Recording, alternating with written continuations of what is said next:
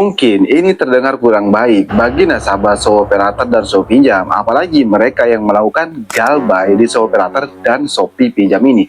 Tapi faktanya emang beneran loh, DC, Shopee Operator dan Shopee Pinjam ini selalu mengancam nasabah kalau tidak membayar, mereka akan dibawa ke hukum ataupun dibawa ke jalur pidana sesuai dengan hukum yang berlaku.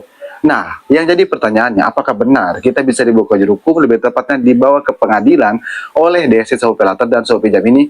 Jawabannya, emang kita ini bisa dibawa ke pengadilan ataupun bisa dibawa ke jalur hukum. Cuman sebelum pembahasannya, buat kamu yang bergabung ke grup WA Kang Galbay, untuk linknya ada di deskripsi video ini, kamu bisa langsung klik saja. Grup WA Kang Galbay ini gratis, tidak ada biaya apapun. Nah, kita kembali lagi ke topik pembahasan tentang apakah benar kita bisa dibawa ke pengadilan oleh DC Operator atau oleh pihak Operator. Jawabannya itu emang benar kita bisa dibawa ke pengadilan.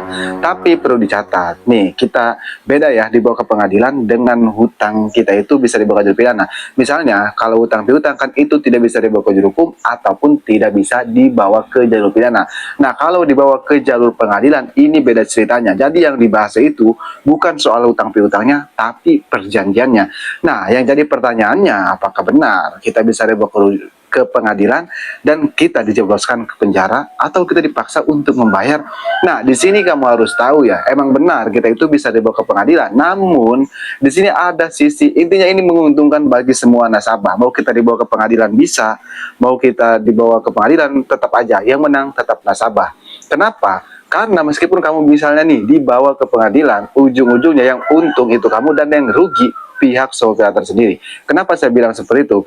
Karena mereka sudah mengeluarkan uang untuk membawa kamu ke pengadilan, dan yang kedua, mereka tidak akan menang apa-apa. Kenapa tidak akan menang apa-apa? Karena nantinya yang diuntungkan itu kamu. Jadi kamu akan diberi semampunya untuk membayar. Misalnya seperti ini. Nah, di pengadilan ini disahkan. Jadi nantinya seperti ini, kamu itu bisa diberikan kebebasan semampunya membayar ke pihak Operator dan Shopee Pinjam ini. Misalnya kamu sebulan mampu membayar 5.000, itu bisa. Kamu mampu membayar 2.000, itu bisa. Kalau sampai dibawa ke jalur pengadilan. Jadi makanya sampai saat ini, sampai detik ini tidak ada sejarahnya nasabah yang galbay di pinjol legal atau di pinjol Operator dan Shopee Pinjam itu dibawa ke pengadilan untuk membahas hutang mereka atau untuk membahas pinjaman mereka. Tidak ada, karena pihak pinjol sudah tahu hasilnya, yaitu setiap nasabah akan diberikan sesuka hati mereka. Lebih tepatnya, membayarnya itu semampunya. Gimana ya jelasinnya? Intinya kayak gini nih, misalnya ya, kan kalau kita tidak dibawa ke pengadilan nih, kita kan membayar nih sebulan itu sesuai dengan tagihan kan. Nah, kalau dibawa ke pengadilan, nantinya kita itu membayar seadanya, maksudnya mampunya, mau membayar sebulan 1.000, mau membayar sebulan 5.000, nah seperti itu. Jadi lebih ringkesnya atau lebih jelasnya seperti itu. Makanya seperti yang saya bilang tadi, tidak ada satu pinjol legal pun yang membawa nasabah itu ke pengadilan. Jadi kamu nggak perlu takut, kamu nggak perlu panik, karena itu ancaman hoax ataupun ancaman bohong. Dan kalau masalah hutang piutang kita bisa dijebloskan ke penjara, itu tidak akan bisa. Karena seperti yang saya bilang, tidak ada pasal hutang piutang, kita bisa dibawa ke jalur hukum ataupun dibawa ke jalur pidana. Karena galbay di pinjol legal itu perdata, bukan pidana.